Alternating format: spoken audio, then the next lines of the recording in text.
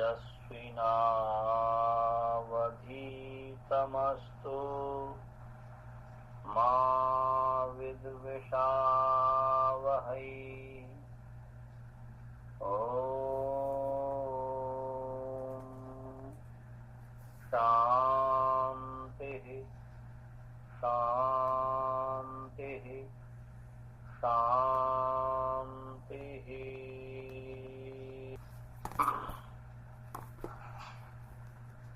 आप सभी का जो है 7वां वृत्ति पाठ में स्वागत है। ईश्वर की कृपा से,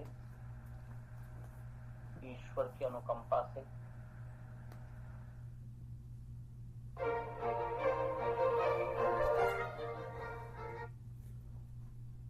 हाँ भला जी,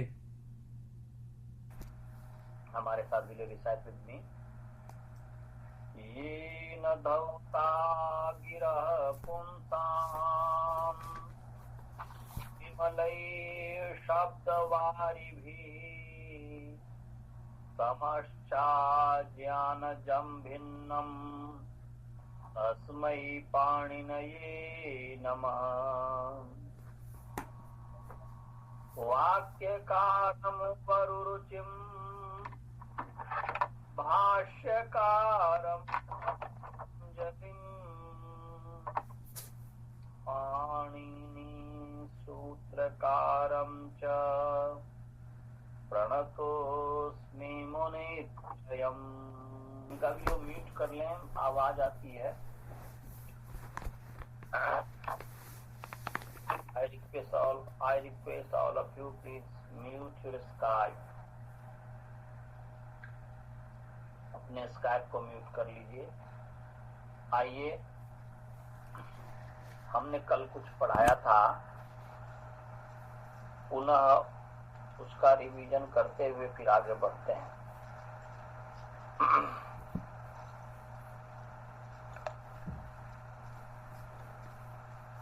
वृद्धि राधित जो सूत्र है, इस पर हम चर्चा कर रहे थे। वृद्धि राधित सूत्र, ये जो सूत्र है, इसमें कुछ विद्वान जो है 3 पद मानते हैं। वृद्धि आत ऐच, और कुछ विद्वान 2 पद मानते हैं, वृद्धि आदैच। ये हमने कल बताया था। दोनों ठीक है। वृद्धि इकारांत स्त्रीलिंग वृद्धि शब्द प्रथमा विभक्ति एकवचन। आदैच चकारांत पुंलिंग आदैच शब्द प्रथमा विभक्ति एकवचन। या आत तकारांत पुंलिंग आत शब्द प्रथमा विभक्ति एकवचन। ऐच चकारांत पुंलिंग ऐच शब्द प्रथमा विभक्ति एकवचन। 3 पद में वृद्धि आत ऐच इस पर करेंगे, 2 पद में वृद्धि और आदेश पर। और फिर मैं बतलाया था आपको कि आदैच में जो समास है, 2 तरीके का समास हो सकता है। समाहार द्वंद्व समास भी हो सकता है, जो कि प्रश्नावृत्ति में बताया है, और इतरेतर योग द्वंद्व भी हो सकता है। ये इतरेतर योग द्वंद्व कैसे है, इसके संबंध में भी हमने आपको बतलाया था। एक चीज को ध्यान में रखना है, द्वंद्व जो समास है, ये द्वंद्व समास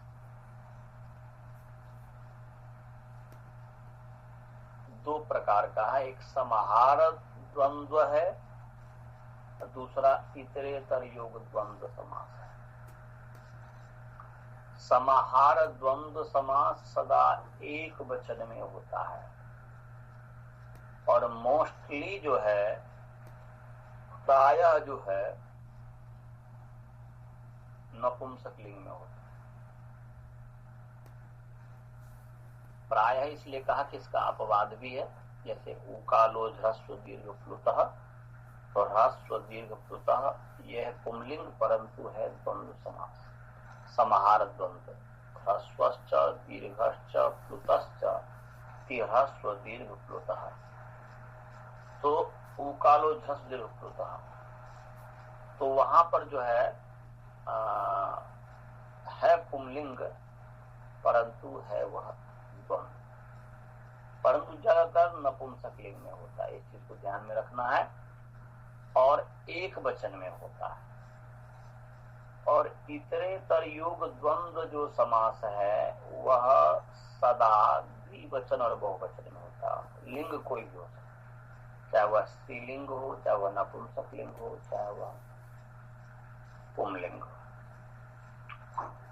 तो यहाँ पर जो आदैच्य है, जब इसको इतरेतर युग द्वंद्व मानेंगे तो आदैच्य के आगे औ आया है। आत च ऐच च द्विवचन है, स्वाभाविक है, द्विवचन है। तो द्विवचन है, सॉरी दो है, आत है और ऐच है, दो है तो द्विवचन होना चाहिए। जैसे रामश्च कृष्णश्च राम कृष्णौ, राजश्च अनंतश्च राज अनंतौ, दो होता है तो द्विवचन होगा। तो ऐसे ही यहाँ पर आत और ऐच दो है तो द्विवचन होना चाहिए।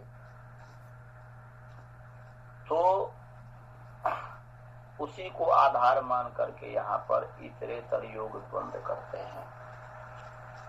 तो इतरेतर योग द्वंद्व कैसे किए जी? इसमें तो द्विवचन दिख नहीं रहा है। यहाँ पर आदैच्य होना चाहिए था, ये तो आदैच्य भगवान पाणिनि जी ने कहा है, आदैच्य क्यों नहीं कहा? तो इसका समाधान ये है कि यहाँ पर आदैच्य के आगे औ विभक्ति है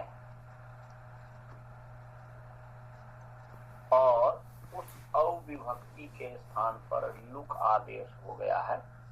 जो सप्तम अध्याय प्रथम पाद, कौन सा पाद है जी? प्रथम पाद का 39 नंबर सूत्र जी। हाँ, अष्टाध्यायी आज मेरे पास भी है। तो सप्तम अध्याय प्रथम पाद का 39 नंबर जो सूत्र है कि सुपाम सु लुक पूर्व सवर्णाक्षेया डाड्या या जाल, तो सुपों का समय सु आदेश हो जाता है, लुक आदेश हो जाता है, पूर्व सवर्ण आदेश होता है, आत आदेश हो जाता है, शे या आदेश हो जाता है, ऐसे ही यात आदेश हो जाता है ना, छे या डाड्या है ना, फिर आठ आदेश हो जाता है, फिर द्या आदेश हो जाता है, द्या, फिर याच आदेश हो जाता है, फिर आल आदेश, ये सब आदेश होते हैं। उसको आप जब देखेंगे सु लुक पूर्व सवर्ण, सवर्ण आत शे याट, फिर आ याट हुआ, फिर आ, फिर द्या याच आल, ये सब आदेश होते हैं सुपों को। तो यहाँ पर जो है आदेश के आगे जो औ है तो औ सुप है, उस सुप को लुक आदेश हो गया है, परंतु ये छंद में होता है। इसी के ठीक ऊपर सूत्र है 38 नंबर सूत्र है त्वापित छंदसी। तो इसमें से छंदसी की अनुवृत्ति आ रही कि छंद में माने वेद में, वेद में जो है सुपों को सु लुक पूर्व सवर्ण आत शे याट आ द्या याच आल ये आदेश होते हैं। तो यहाँ पर जो है ये तो इस पर हमने कल विशेष प्रवचन दिया था, आप उसको अवश्य सुनेंगे, उससे आपको वैदिक सिद्धांत की भी जानकारी मिलेगी यदि उसको सुनेंगे। तो यहाँ पर आदेश के आगे औ है, औ का जो है लुक आदेश हो गया। लुक किसको कहते हैं? तो प्रत्यय से लुक श्लो लुपः, प्रत्यय का जो प्रत्यय से आदर्शनस्य लुक श्लो लुप इत्येते संज्ञा भवन्ति।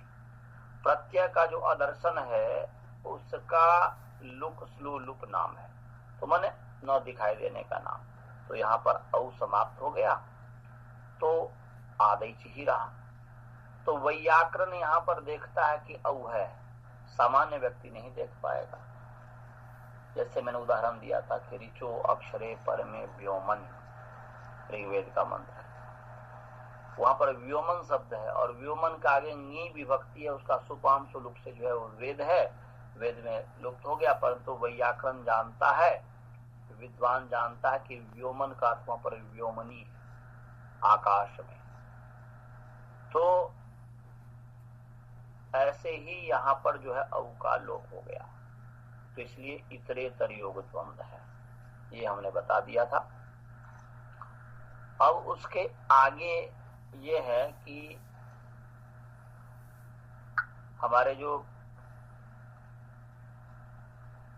विद्यार्थी हैं और हमारे जो गुरु जी हैं गुरुकुल में, गुरुकुल के जो संचालक जी हैं श्री सुशील जी, उन्होंने पूछा था कि ये समाहार द्वंद्व समास कैसे है। तो इस पर हमने बताया था कि देखिए, समाहार द्वंद्व और इतरेतर योग द्वंद्व दोनों समूह ही है, परंतु अलग अलग है। समूह दो तरीके का होता है, एक समूह जिसमें अवयव अलग अलग दिखते हों, ऐसा होता है, और एक ऐसा समूह जिसमें इतने नजदीक में वह हर चीज होता है कि जो मानो नहीं दिखता है। जैसे कि गाय को आप अलग अलग, गाय को आप अलग अलग दूरी पर रख दीजिए, वह दिखता है, वो मतलब सभी गायें दिखती है। और यदि आपके पास गेहूं का ढेर हो गया, धान का ढेर हो गया, तो वह इतने आपस में मिले हुए हैं कि वह अलग अलग, बस धान का एक ढेर है, गेहूं का एक ढेर है, राशि है, गेहूं की राशि है, तो वहां पर अलग अलग समुदाय नहीं दिखते। उसको देखने के लिए बहुत ध्यान से आपको अलग अलग करना पड़ेगा। तो इसलिए जैसे धान की जो राशि है, धान का जो ढेर है, धान समझते हैं ना आप लोग जी? स्काइप में जो भी विद्यार्थी हो, धान का मतलब समझते हैं? जी आचार्य जी। हाँ हाँ जी। चलिए जी, मीट कर लीजिए। तो धान का जो ढेर है, धान्य जिसको कहते हैं संस्कृत में, धान्यम, जिससे चावल निकलता है, तो चावल का ढेर, धान का ढेर, गेहूं का ढेर, तो ये सब जो है समूह है, इसको कहते हैं अनुद्भूत अवयव भेद, अनुद्भूत अवयव भेद समुदाय, जिसमें अवयव प्रकट न होता हो, माने बहुत कष्ट से प्रकट होता हो, अनुद्भूत अवयव भेद समुदाय। और दूसरा है उद्भूत अवयव भेद समुदाय, जिसमें अवयव प्रकट होते हों,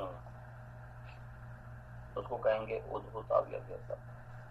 तो उद्भूत अवयव भेद समुदाय सदा इतरेतर योग द्वंद्व समास जो होता है वह उद्भूत अवयव भेद समुदाय में, और अनुद्भूत अवयव भेद समुदाय में सदा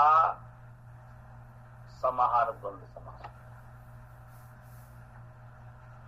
तो कोई भी अपने ऊपर है, अपने ऊपर ये निर्भर है कि आप गाय को अलग अलग दूरी पर रखेंगे तो वह अलग अलग दिखेगी, और पास पास ला दो तो मानो कि वह एक ग्रुप बन गया, सटी सटी है, आपस में एकदम मिली जुली हुई है, और मानो कि वह एक साथ है, वह उसका अवयव नहीं दिख रहा है, तो अनुद्भूत अवयव हो गया।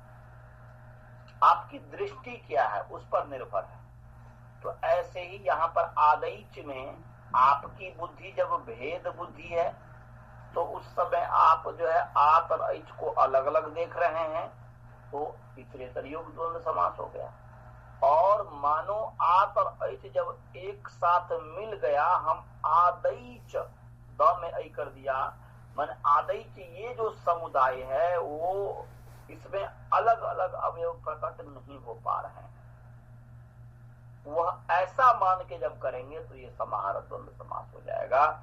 तो एक वचन करेंगे तो आच माने आतच ऐच च इति आदेश। यदि आपके पास प्रथमावृत्ति हो और उसमें यदि ऐच लिखा हो तो ऐच ठीक नहीं है,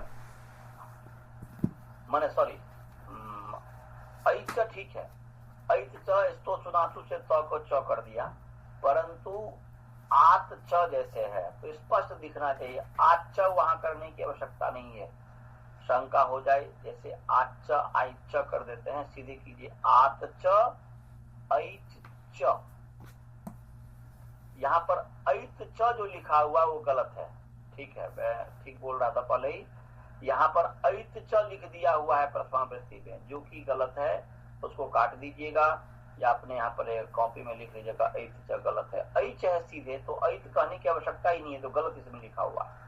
तो आत च यहाँ ठीक है, तो को च कर दिए तो सुनासु से, और वहां पर ऐच तो स्वयं प्रत्याहार है, तो ऐत च कहने की आवश्यकता नहीं थी, वहां पर ऐत कह दिया, गलत है। तो वो आप मार्क कर लीजिएगा, कभी यदि होगा तो शायद उस पर ठीक किया जा सकता है, या पता नहीं आपके पास भी प्रथमावृत्ति जो एडिशन नया हो तो उसके शायद ठीक कर दिया हुआ हो, ऐसा भी हो सकता। तो आत च ऐच च इति आदैच,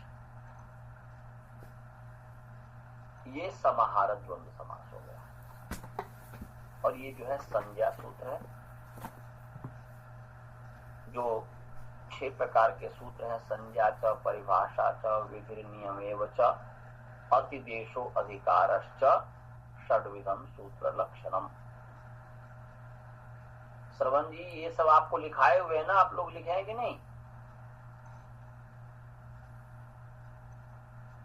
हेलो बालबोध जी, श्रवण जी, आपकी आवाज नहीं आ रही है तो रिकॉर्ड शुरू कर दीजिए। तो मैं बतला रहा था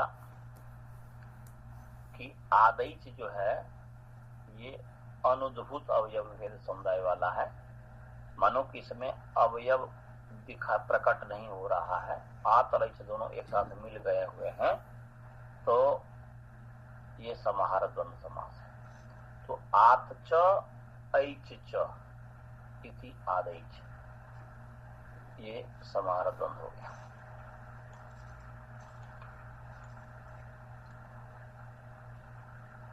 अब इसमें जो है वृद्धि जो है संज्ञा है और आदैच जो है संज्ञी है।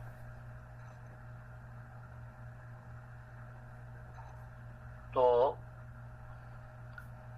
वृद्धि नाम है और आदैच नामी है, तो इसका जब अन्वय करेंगे तो हो जाएगा आदैच वृद्धि ही, आगे जोड़ दीजिए भवती, हो गया आदैच वृद्धि भवती। सीधे समास में करेंगे तो आदैच वृद्धि ही भवती, क्या हो जाएगा जी? आदैच वृद्धि ही भवती। और इसका द्विवचन में करेंगे तो आदैचौ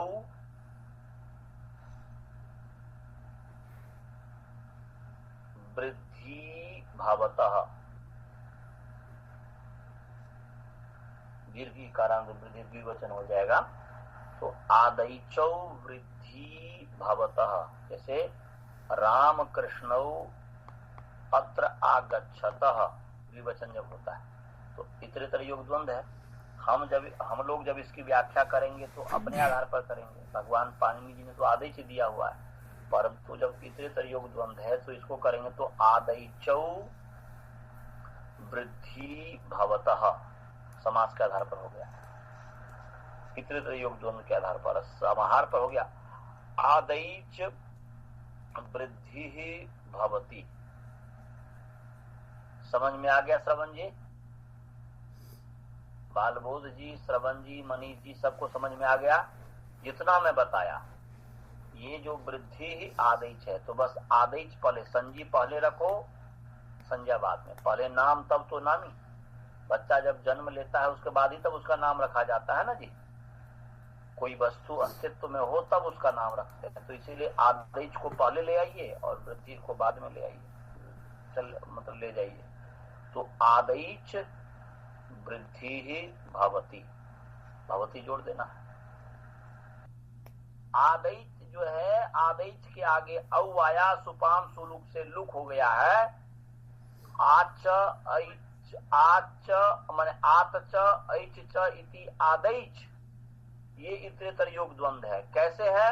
क्योंकि औ विभक्ति का सुपाम सुलुक से लुक हो गया है। कल नहीं बताया था। और जब इसमें प्रथमा विभक्ति एक वचन मानेंगे, माने आदेश को प्रथमा विभक्ति एक वचन जब मानेंगे तब समाहार द्वंद्व समास होगा। और यदि आदेश को प्रथमा एक व्यक्ति न मान करके ऐसा कहेंगे, यहां पर लुप्त प्रथमांत द्विवचन, माने यहां पर प्रथमांत द्विवचन का लुप्त हो गया है। प्रथमांत जो है उसका द्विवचन जो औ है उसका माने लुक हो गया है। जब ऐसा कहेंगे तो ये प्रथमा व्यक्ति द्विवचन हो जाएगा। प्रथमा व्यक्ति एक वचन तो रहेगा नहीं।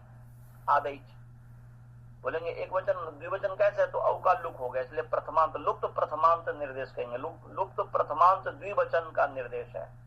यहाँ पर प्रथमांत द्विवचन का लोप हो गया है, तब वो इतने तरह योग द्वंद हो गए।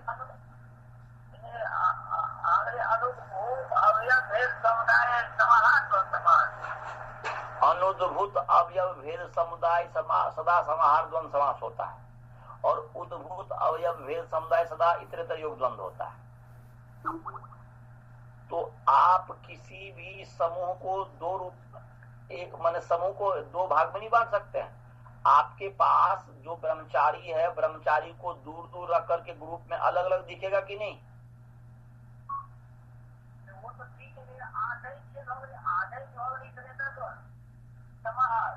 दोनों हो गया। दोनों आपकी दृष्टि क्या है उस पर है। ये समाहार द्वंद भी हो गया, इतरेतर योग द्वंद भी हो गया।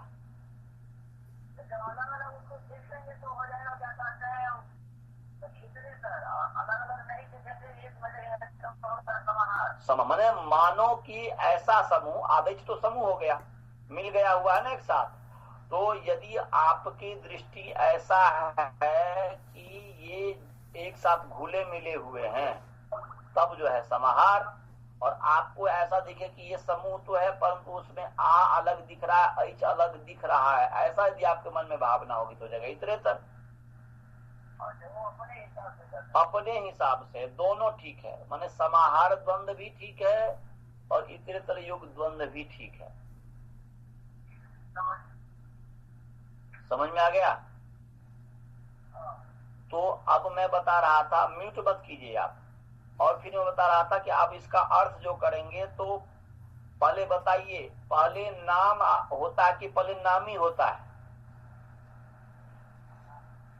अजी नामी होगा तभी।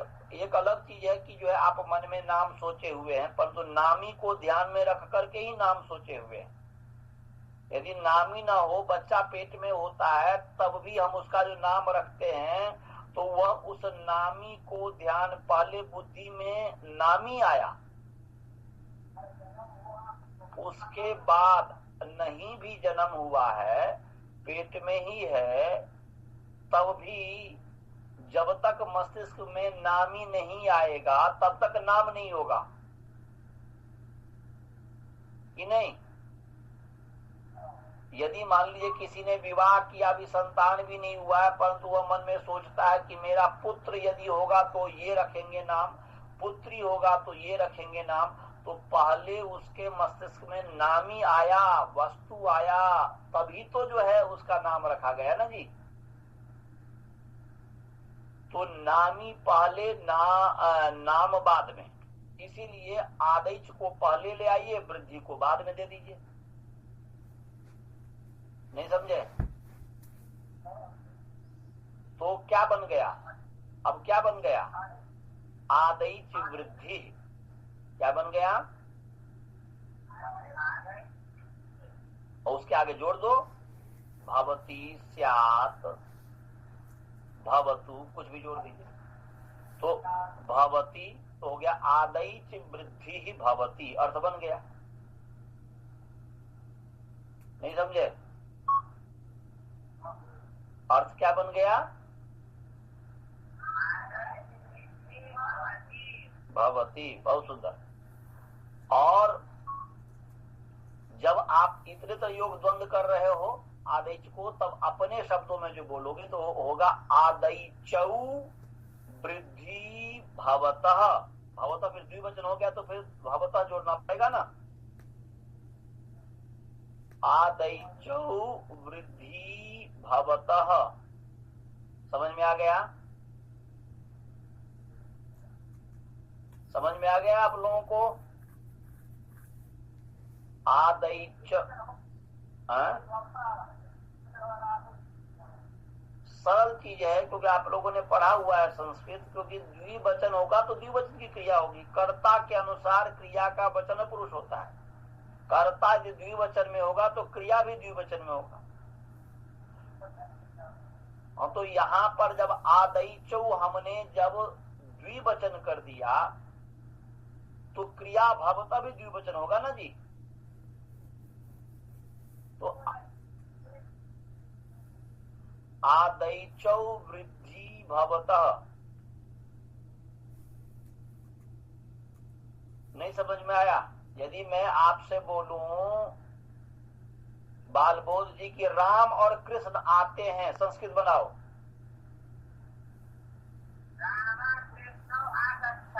तो वहां पर आगच्छत, यहाँ पर भी तो ऐसे ही है।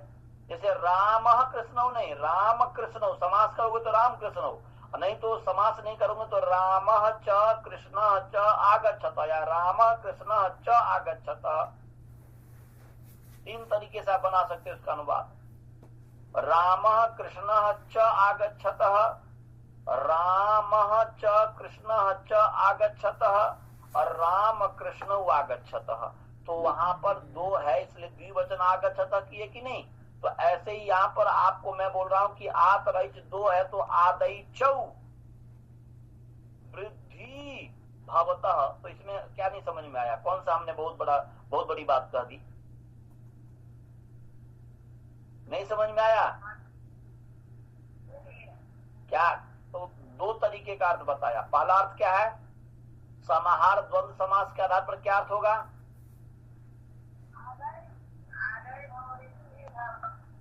Very nice. और जब इतरेतर योग द्वंद्व के आधार पर क्या अर्थ होगा?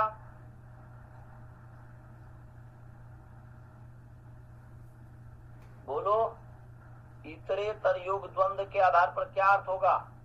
फिर आवाज नहीं आ रही है, शायद म्यूट हो गया। भवतः क्या होगा प्रतीक जी? आदैचौ वृद्धि भवतः। Very nice. स्वाति जी क्या होगा? आदैचौ वृद्धि भवतः। सुनीता जी क्या होगा? आई थिंक सुनीता जी आज जुड़ी नहीं है। नहीं जुड़ी है। और ये राजभल्ला जी क्या होगा?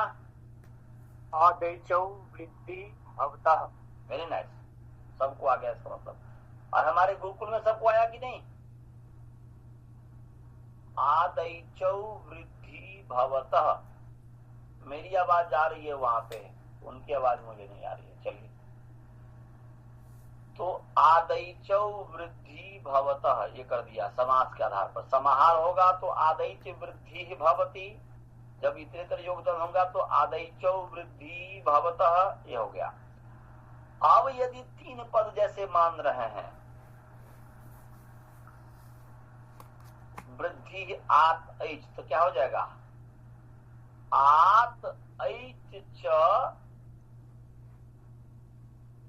आत ऐच च वृद्धि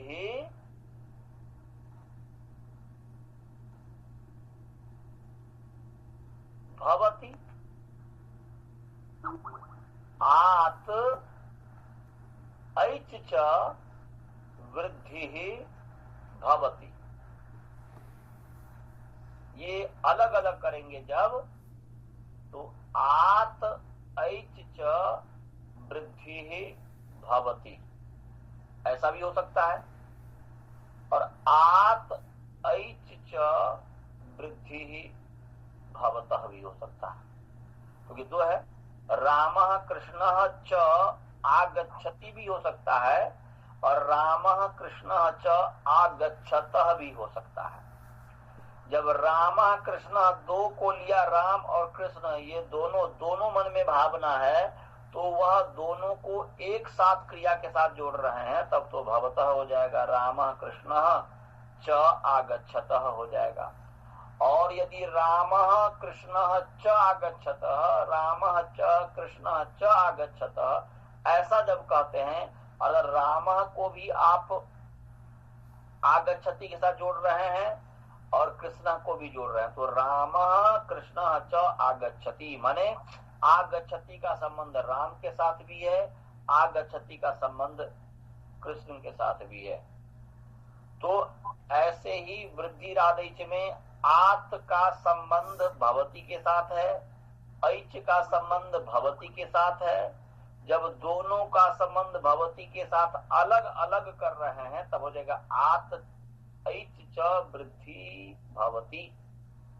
और यदि आपके मन में है कि भाई दोनों को हम जैसे आदैचों का कर रहे हैं, वैसे ही इस समुदाय में दो है उसको कर रहे हैं, तो हो जाएगा आत ऐच च वृद्धि भवतः, ऐसा हो जाएगा। दोनों तरीके से आप कर सकते हैं। इसलिए आत ऐच च वृद्धि भवती और भवतः, वो आपकी दृष्टि क्या है। आप यदि हरेक को आप अलग अलग से क्रिया के साथ संबंध करने की भावना है, तब तो भवती कर दीजिए। एक साथ करने की भावना है तो भवतः कर दीजिए। समझ में आ गया सभी को? आगे। और हमारे गुरुकुल वाले को समझ में आया? गुरुकुल वाले की आवाज ही नहीं आ रही है मेरे पास।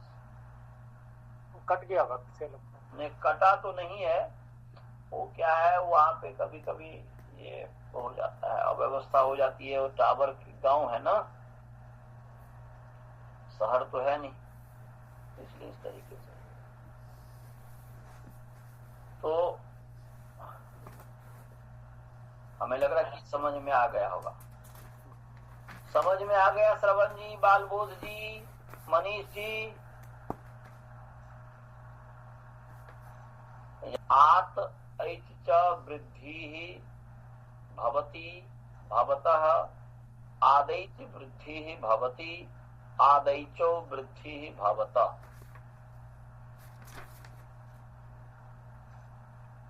तो ये अर्थ बन गया। अब इसका हिंदी में जो अर्थ करेंगे तो अर्थ हो जाएगा आत माने आकार, और ऐच माने ऐच जो प्रत्याहार ऐ औच माने ऐ और औ वर्ण, माने आ ऐ औ, इसका नाम वृद्धि है। आ ऐ औ की वृद्धि संज्ञा होती है। मैंने प्रथमा व्यक्ति में अर्थ किया तो अर्थ हो जाएगा आ ऐ औ वृद्धि नाम वाला होता है, या वृद्धि नाम वाला है, या वृद्धि संजक है। हेलो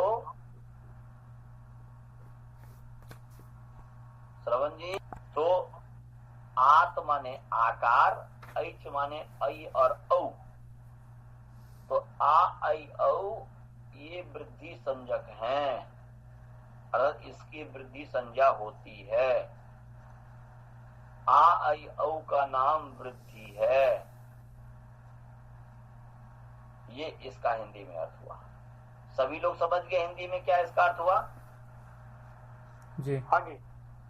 चलिए जी। तो अब जैसे मैं हिंदी में वैसे आदैच वृद्धि भवति, आदैचो वृद्धि भवत, या आत ऐच च वृद्धि भवति, या वृद्धि संजय भवति, वृद्धि नाम वाला होता है। आ ऐ औ वृद्धि नाम वाला होता है। प्रथमा व्यक्ति में तो यह अर्थ हुआ, परंतु इसका मतलब है कि आ ऐ औ का नाम वृद्धि है, तो इसको हम यदि का नाम वृद्धि है षष्ठी में कर रहे हैं तो षष्ठी में अर्थ कीजिए या प्रथमा में कीजिए। तो प्रथमा में तो अर्थ हमने कर दिया कि आदैच वृद्धि भवति, आदैचो वृद्धि भवत या आदैच वृद्धि भवति या वृद्धि संजह भवति, ऐसा हमने प्रथमा में अर्थ कर दिया। परंतु हिंदी में ऐसा भी अपने भाव प्रकट करते हैं कि आयु का नाम वृद्धि है, आयु की वृद्धि संज्ञा की षष्ठी, तो षष्ठी में भी व्याख्या कर सकते हैं। माने षष्ठी के माध्यम से भी जैसे हिंदी में बोलते हैं उसी का संस्कृत में बोल सकते हैं कि आयु इत्येतेषां वृद्धि भवति, आयु इति एतेषां वृद्धि संज्ञा भवति। माने आयु इन की वृद्धि संज्ञा होती है, ऐसा भी कह सकते हैं। षष्ठी में जब इसका अर्थ करेंगे तो आयु इत्येतेषां वृद्धि संज्ञा होती, माने आयु क्या वर्ण है, इसलिए आयु इत्येतेषां वर्णानां वृद्धि संज्ञा भवति, ऐसा हो जाएगा कि आयु इत्येतेषां वर्णानां वृद्धि संज्ञा भवति। यही बात प्रथमा वृत्ति में लिखी हुई है। देखो कितना सरल हो गया।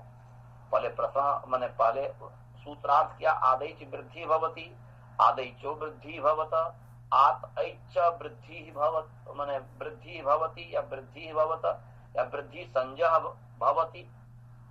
आदैच माने आतैच माने आदैच एक साथ करेंगे तो आदैच वृद्धि संजह भवति।